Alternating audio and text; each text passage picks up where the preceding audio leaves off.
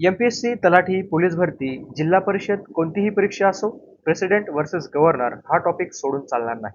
नमस्कार मित्रांनो, मी सौरभ कोळी स्वागत करतो तुमचं आपल्या जीएसएन इन्स्टिट्यूट या युट्यूब चॅनलवरती. एमपीएससी आणि इतर स्पर्धा परीक्षांमध्ये वारंवार विचारला जाणारा राष्ट्रपती विरुद्ध राज्यपाल हा टॉपिक आज आपण कंपॅरेटिव्ह पद्धतीने शिकणार आहोत. शपथ, नियुक्ती, अधिकार, कार्यकाळ, वेतन, व्हेटो पॉवर आणि अनेक महत्वाचे फरक अगदी सोप्या भाषेमध्ये समजून घेऊयात. तर चला सुरुवात करूयात. बघा, राज्यपाल म्हणजेच गव्हर्नर. आर्टिकल 153 मध्ये राज्यपाल या पदाची तरतूद आहे. म्हणजेच प्रत्येक राज्याला एक राज्यपाल असेल असे भारतीय राज्यघटनेमध्ये सांगितलेले आहे. 1935च्या कायद्यातून राज्यपाल या पदाचा आपण स्वीकार केलेला आहे. केंद्राचा प्रतिनिधी म्हणून नेमणूक केली जाते आणि राज्यपालाची नेमणूक ही जी पद्धत आहे ही आपण कॅनडाच्या या देशाकडून घेतलेली आहे. कोणाकडून घेतलेली आहे? तर कॅनडा या देशाकडून घेतलेली आहे राज्यपालांची नेमणूक पद्धत. आणि पदाचा स्वीकार आपण 1935च्या कायद्यातून केलेला आहे. हे महत्वाचं आहे. ठीक आहे, याच्यावरतीच प्रश्न विचारले जातात. सुरुवातीला 1935च्या कायद्यातून राज्यपाल पदाचा स्वीकार आणि राज्यपालांची नेमणूक ही पद्धत आपण कॅनडाकडून घेतलेली आहे.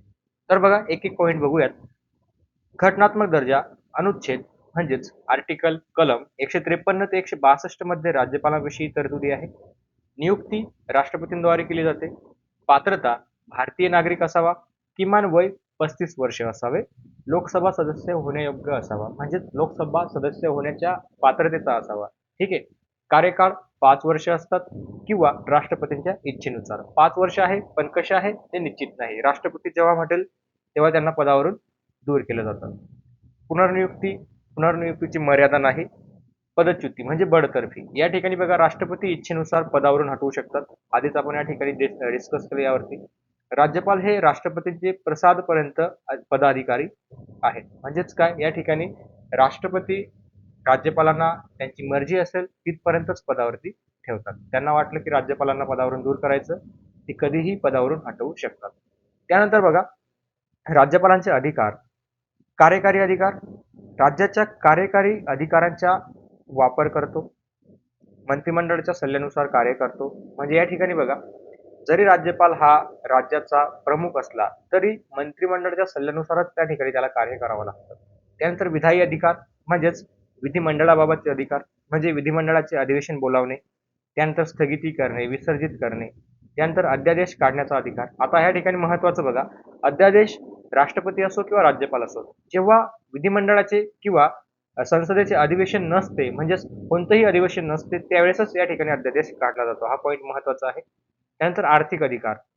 आर्थिक अधिकार वार्षिक अर्थसंकल्प सादर करणे, विनियोग विधेयक सादर करणे, राज्याच्या निधीवर नियंत्रण ठेवणे, हे आर्थिक अधिकारामध्ये येत असतात. त्यानंतर न्यायिक अधिकार, क्षमादान, दंड कमी करणे, शिक्षा स्थगिती करणे इत्यादी अनुच्छेद 161 नुसार. म्हणजे एखाद्याला जर कठोर शिक्षा झाली असेल तर त्याची शिक्षा सौम्य करू शकतात, कमी करू शकतात, पण पूर्णपणे या ठिकाणी त्याला माफी दिली जात नाही. हा राज्यपालांना पूर्ण अधिकार नाही. आपण राष्ट्रपती बघणार, त्यामध्ये काय आहे तर राष्ट्रपती एखाद्याचा जो काही गुन्हा आहे त्याला पूर्ण माफ करू शकतात, पण राज्यपाल तसं नाही करू शकत. राज्यपाल या ठिकाणी त्याची जी शिक्षा आहे ती कमी करू शकतात, पण पूर्ण माफ करू शकत नाही. ठीक आहे. विशेष अधिकार. काही परिस्थितीत राष्ट्रपतींना अहवाल पाठवणे, राज्यात घटनात्मक यंत्रणा अपयशी ठरल्यास अहवाल देणे, हे विशेष अधिकारामध्ये येत असतात. त्यानंतर महत्वाच्या परिस्थिती जर बघितली आपण, जसे की विवेकाधीन अधिकार, सरकार स्थापनेसाठी आमंत्रण देणे, विधानसभा विसर्जित करणे. काही परिस्थितीमध्ये ज्यावेळेस राष्ट्रपती राजवट लागली जाते त्यावेळेस विधानसभा विसर्जित केली जाते. बघा, या ठिकाणी दिलेलं आहे. राष्ट्रपती राजवट ठेवण्याचा अहवाल देणे. राष्ट्रपती राजवट अनुच्छेद म्हणजे आर्टिकल 356 नुसार लावली जाते. राज्यात घटनात्मक यंत्रणा कोलमडल्यास, म्हणजेच काय, राज्यात जी काही राज्य आहे ते घटनेला धरून चालत नसेल तर त्यावेळेस राष्ट्रपती या ठिकाणी काय करतात तर राष्ट्रपती राजवट लावत असतात. राज्यामध्ये काय, राष्ट्रपती राजवट लावत असतात. राज्यपाल राष्ट्रपतींना अहवाल पाठवतात. अनुच्छेद 200 नुसार काय, तर बघा, विधानमंडळाने पारित केलेल्या विधेयकाला मान्यता देणे किंवा न देणे किंवा राष्ट्रपतींकडे राखून ठेवणे. ठीक आहे. म्हणजेच अनुच्छेद 200 नुसार विधानमंडळाने पारित केलेल्या विधेयकांना मान्यता देणे किंवा न देणे किंवा राष्ट्रपतींसाठी किंवा त्यांच्याकडे राखून ठेवणे, हे आहे आर्टिकल 200 मध्ये. आता एमपीएससी पॉईंट ऑफ व्ह्यूने जर बघितलं आपण या ठिकाणी, तर राज्यपाल हे राज्याचे घटनात्मक प्रमुख असतात. आधीच आपण बघितलं, ते राष्ट्रपतीचे प्रतिनिधी असतात. बरोबर आहे. त्यांची नियुक्ती व पदच्युती राष्ट्रपती करत असतात. त्यांचा कार्यकाळ 5 वर्ष असतो. त्यांना विवेकाधीन अधिकार काही परिस्थितीत असतात. त्यानंतर अनुच्छेद 153 ते 162 मध्ये राज्यपालांशी संबंधित जे काही आर्टिकल आहे ते आपल्याला भारतीय राज्यघटनेमध्ये दिलेले आहे. महत्वाचं जर बघितलं तर काय या ठिकाणी लक्षात ठेवण्यासारखं, राज्यपाल हे राज्याचे घटनात्मक प्रमुख असले तरी ते प्रत्यक्ष प्रशासनात मंत्रिमंडळाच्या सल्ल्यानुसार कार्य करतात. महत्वाचा पॉइंट आहे, लक्षात ठेवा. ठीक आहे. त्यानंतर पुढे बघा, राष्ट्रपती प्रेसिडेंट ऑफ इंडिया कलम 52 मध्ये भारताला एक राष्ट्रपती असेल अशी तरतूद आहे भारतीय राज्यघटनेमध्ये. आणि हे जे पद आहे आपण ब्रिटनच्या धर्तीवरती घेतलेलं आहे. म्हणजेच या पदाची निर्मिती आपण ब्रिटन या देशाच्या धर्तीवरती केलेली आहे. त्यानंतर घटनात्मक दर्जा बघा, भारतीय संविधानातील कलम 52 ते 62 मध्ये या ठिकाणी भारतीय संविधानात कलम 52 ते 62 मध्ये राष्ट्रपती पदाविषयी तरतुदी दिलेली आहे. निवड पद्धत आता खूप महत्वाचं आहे. याच्यावरती खूप वेळा परीक्षेला प्रश्न आलेला आहे की राष्ट्रपतीच्या निवडणुकीमध्ये कोण कोण भाग घेतं आणि कोण भाग घेत नाही. तर बघा, अप्रत्यक्ष पद्धतीने निवडणूक घेतली जाते. निवड मंडळाद्वारे म्हणजेच इलेक्शन कमिशन ऑफ इंडियाद्वारे या ठिकाणी जी राष्ट्रपतीची निवड पद्धत आहे किंवा निवडणूक आहे ती घेतली जाते. निवड मंडळामध्ये लोकसभा, राज्यसभा, राज्यसभेतील निवडून आलेले सदस्य, त्याचबरोबर राज्य विधानसभेचे निवडून आलेले सदस्य भाग घेत असतात.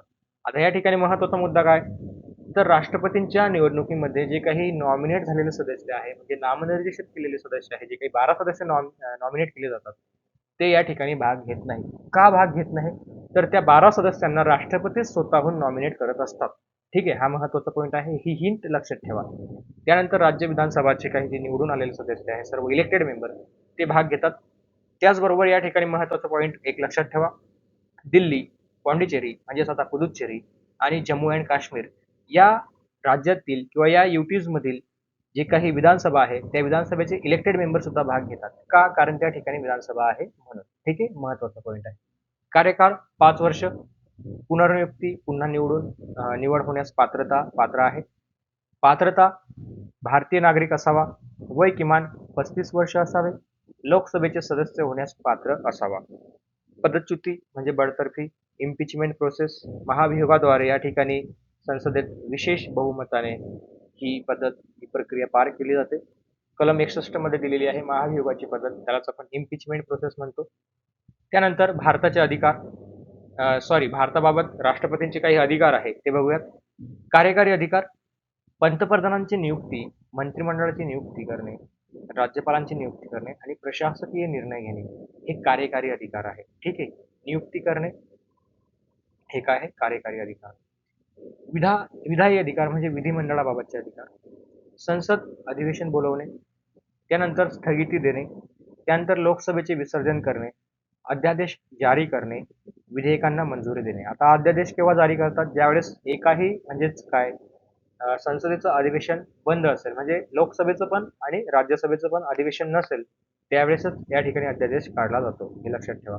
आर्थिक अधिकार, वार्षिक अर्थसंकल्प सादर करणे 112 नुसार. अर्थविषयक विधेयक फक्त त्यांच्या शिफारशीने मांडले जाते, महत्वाचं आहे. त्यांच्या शिफारशीने कोण मांडत असतं, तर मंत्री मांडत असतो. ठीक आहे.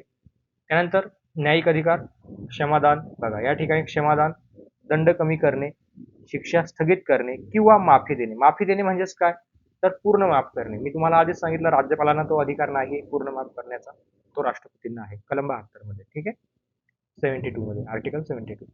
विशेष अधिकार, आणीबाणी जाहीर करणे, कलम 352, 356, 360 नुसार राज्यसभेत नामनिर्देशित सदस्यांची नियुक्ती करणे हे काय आहे, विशेष अधिकार आहे. तुम्हाला आधीच सांगितलं की या ठिकाणी राज्यसभेतील जे काही 12 सदस्य आहे नामनिर्देशित किंवा नॉमिनेट सदस्य, ते का भाग घेत नाही, तर त्यांची नियुक्ती कोण करत असतं, तर राष्ट्रपती करत असतात. हे महत्वाचं आहे. त्यानंतर महत्वाच्या तरतुदी, राष्ट्रपती व पंतप्रधान बघा, राष्ट्रपती हे सर्व कार्य पंतप्रधानांच्या सल्ल्यानुसार करतात. 42व्या आणि 44व्या घटनादुरुस्तीनुसार राष्ट्रपतींना बंधनकारक सल्ला पाळावा लागतो. म्हणजेच काय, तर या ठिकाणी पंतप्रधानांनी दिलेला सल्ला किंवा मंत्रिमंडळाने दिलेला सल्ला राष्ट्रपतींना काय आहे, बंधनकारक आहे आणि तो पाळावा लागतो. हे महत्वाचं आहे. जरी राष्ट्रपती हे भारताचे राष्ट्रप्रमुख असले तरी पंतप्रधान किंवा मंत्रिमंडळाच्या सल्ल्यानेच त्या ठिकाणी ते कार्य करत असतात. हा पॉईंट महत्वाचा आहे. ठीक आहे. राष्ट्रपती राजवट कलम 356 नुसार लावली जाते. एखाद्या राज्यात घटनात्मक यंत्रणा ओलांडल्यास राष्ट्रपती राजवट लागू केली जाते. आपण राज्यपाल या पार्टमध्ये सुद्धा बघितलं आहे. महाभियोग प्रक्रिया कलम 61 मध्ये कोणत्याही सदनात नोटीस 14 दिवसांची नोटीस जारी केली जाते. म्हणजेच महाभियोग प्रक्रिया किंवा इम्पिचमेंट प्रोसेस जर राष्ट्रपतींवरती लावायची आहे तर 14 दिवसाची नोटीस द्यावी लागते आधी. त्यानंतर विशेष बहुमताने ठराव मंजूर करावा लागतो. दुसऱ्या सदनात पाठवला जातो आणि दोन्ही सदनात किंवा दोन्ही सभागृहात विशेष बहुमताने पारित झाल्यास या ठिकाणी बडतर्फी म्हणजे पदच्युती केलं जातं. म्हणजेच काय, इम्पिचमेंट प्रोसेस या ठिकाणी कंप्लीट केली जाते. ठीक आहे, राष्ट्रपतींबाबत महत्वाचं आहे. आता या ठिकाणी जर बघितलं आपण तर MPSC exam point of view यानुसार काय काय महत्वाचं आहे. राष्ट्रपती हे भारताचे राष्ट्रप्रमुख आहेत, महत्वाचं आहे. निवड निवड मंडळाद्वारे प्रत्यक्ष निवडणूक होते. त्यानंतर कार्यकाळ 5 वर्ष असून पुन्हा निवड होऊ शकते. हे महत्वाचं आहे. पुन्हा निवडून येण्यास पात्रता असतात. त्यानंतर महाभियोगाद्वारे बडतर्फी शक्य आहे. म्हणजेच इम्पिचमेंट प्रोसेस आपण त्याला म्हणतो. सर्व कार्य राष्ट्रपती पंतप्रधानांच्या सल्ल्यानुसार करतात. क्षमादान देण्याचा अधिकार कलम 72 मध्ये आहे आणि घटनात्मक तरतुदी ज्या आहेत म्हणजेच कलम 52 ते कलम 62 मध्ये आपल्याला दिलेले आहे. पॉईंट ऑफ व्ह्यू खूप महत्वाचं आहे, लक्षात ठेवा. त्यानंतर राष्ट्रपती हे संविधानाचे रक्षक आहेत आणि ते भारताच्या एकतेचे प्रतीक आहेत. हे लक्षात ठेवा, सर्वांना माहीतच असेल. आणि त्यांचे स्थान कुठे असते तर राष्ट्रपती भवन नवी दिल्ली या ठिकाणी असते. ठीक आहे, महत्वाचं आहे. राष्ट्रपतीचे जे काही स्थान आहे ते कुठं असतं, नवी दिल्ली या ठिकाणी असते, सर्वांना माहीतच असेल. ओके, त्यानंतर पुढे बघा. आता आपण राष्ट्रपती आणि राज्यपाल यांचा कंपॅरेटिव्ह स्टडी करूयात. आता आपण दोघांना सेपरेटली स्टडी केलं, आता यांना कंपॅरेटिव्हली स्टडी करूयात, काय काय गोष्टी महत्वाच्या आहेत त्या. ठीक आहे, सुरुवातीला घटनात्मक दर्जा. भारतीय संघराज्यातील सर्वोच्च घटनात्मक प्रमुख असतात आणि राज्यपाल हे राज्यातील घटनात्मक प्रमुख असतात. ठीक आहे, त्यानंतर निवड पद्धत काय आपण बघितलं या ठिकाणी. म्हणजेच लोकसभा, राज्यसभा यांचे इलेक्टेड मेंबर, त्याचबरोबर विधानसभेचे इलेक्टेड मेंबर या ठिकाणी भाग घेतात. तर राज्यपालांची निवड ही राष्ट्रपतींद्वारे नियुक्त केले जातात. एकदम सिंपल आहे. नियुक्ती ही 5 वर्षासाठी केली जाते राष्ट्रपतींची, तर राज्यपालांची सुद्धा 5 वर्ष राष्ट्रपतींच्या इच्छेनुसार. हे महत्वाचं आहे. कार्यकाळ पुन्हा निवड होऊ शकते राष्ट्रपतींची, पण पुनर्नियुक्ती मर्यादा नाही राज्यपालांना. ठीक आहे, नंतर पात्रता बघा. भारतीय नागरिक असावा, वय किमान 35 वर्ष असावे, लोकसभेचे सदस्य होण्यासाठी पात्र असावा आणि राज्यपालांचं जर बघितलं तर भारतीय नागरिक असावा, वय किमान 35 वर्ष आणि लोकसभेचे सदस्य होण्यासाठी पात्रता असावी किंवा पात्र असावा. सेम आहे. पदच्युती म्हणजेच काय, बडतर्फी. या ठिकाणी बघा, महाभियोगाद्वारे संसदेत विशेष बहुमताने कलम 61 नुसार आणि राज्यपाल राष्ट्रपती इच्छेनुसार पदावरून हटवू शकतात. त्यानंतर बघा, वयोमर्यादा किमान 35 वर्ष, राज्यपाल किमान 35 वर्ष. शपथ महत्वाचा आहे. शपथ भारताचे मुख्य न्यायमूर्ती यांच्यासमोर शपथ दिली जाते व ते देतात, म्हणजे सीजीआय देतात. आणि राज्यपालांना राज्याचे मुख्य न्यायमूर्ती या ठिकाणी काय देतात, शपथ देतात, म्हणजे मुख्य न्यायाधीश. त्यानंतर कार्यकारी अधिकार. केंद्र सरकारचे सर्व कार्य राष्ट्रपतींच्या नावाने केले जाते आणि राज्यपालांचं जर बघितलं तर राज्य सरकारचे सर्व कार्य राज्यपालांच्या नावाने केले जाते. कंपॅरेटिव्हली बघतो आपण. त्यानंतर विधायी भूमिका. संसदेचे अधिवेशन बोलावणे, स्थगित करणे, लोकसभा विसर्जित करणे, संदेश देण्याचा अधिकार. त्यानंतर विधानमंडळाचे अधिवेशन बोलावणे, राज्यपालांचं बघतो आपण, स्थगित करणे, विसर्जित करणे, संदेश देण्याचा अधिकार. सेम आहे. त्यानंतर आर्थिक अधिकार. अर्थसंकल्प सादर करणे, मंजुरी देणे, मनी बिल फक्त राष्ट्रपतींच्या शिफारशीनेच या ठिकाणी मनी बिल काय केलं जातं, सादर केलं जातं. म्हणजेच काय, राष्ट्रपतींची या ठिकाणी शिफारस घेतली जाते मनी बिल सादर करत असताना. त्यानंतर अर्थसंकल्प सादर करणे, राज्यपालांचं जर बघितलं तर मंजुरी देणे, मनी बिल राज्यपालांच्या शिफारशीनेच. सेम आहे. त्यानंतर इमर्जन्सी तरतुदी काय आहे, आपत्कालीन. राष्ट्रीय आणीबाणी राज्यात लागू करणारी आपत्कालीन तरतुदी कलम 352, 356 आणि 360 नुसार या ठिकाणी इमर्जन्सी लागू केली जाते. राज्यातील घटनात्मक यंत्रणा कोलमडल्यास राष्ट्रपती राजवट लागू करण्याचा अहवाल देतात. राष्ट्रपती राजवट लागू करण्याचा अहवाल देतात कलम 356 नुसार. ठीक आहे. महाभियोग इम्पिचमेंट. संसदेच्या दोन्ही सभागृहात 2/3 बहुमताने विशेष ठराव पारित केल्यास या ठिकाणी महाभियोग प्रक्रिया पार केली जाते. राज्यपालांचं महाभियोग पद्धत नाही. राष्ट्रपती इच्छेनुसार पदावरून हटवू शकतात. बघा महत्वाचं आहे. आपण जेवढंही बघितलं खूप महत्वाचं आहे. एक्झाम पॉईंट ऑफ व्ह्यूने लक्षात ठेवा. त्यानंतर महत्वाच्या काही गोष्टी आहेत, समान गोष्टी म्हणजे सिमिलर आहे. बघा दोन्हीही घटनात्मक प्रमुख आहेत. दोघांचीही किमान वयोमर्यादा 35 वर्ष आहे. दोघेही लोकसभेचे सदस्य होण्यासाठी पात्र असावे. दोघांचीही शपथ संबंधित राज्याच्या मुख्य न्यायमूर्ती यांच्या समोर घेतली जाते. दोघांचेही कार्यकाळ 5 वर्ष असते. पण राज्यपालांचं निश्चित नसतं. ठीक आहे, महत्वाचं आहे.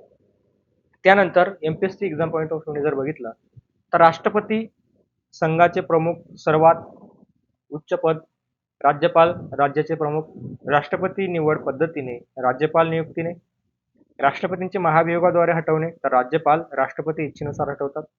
राष्ट्रपती कलम 52 ते 62 मध्ये आहेत तर राज्यपाल कलम 153 ते 162 मध्ये आहेत. लक्षात ठेवण्यासारखं काय आहे महत्वाचं, राष्ट्रपती राष्ट्राचा आणि राज्यपाल राज्याचा घटनात्मक प्रमुख असतो. ठीक आहे, खूप महत्वाचं आहे. एक्झाम पॉईंट ऑफ व्ह्यूने सर्व गोष्टी लक्षात ठेवा.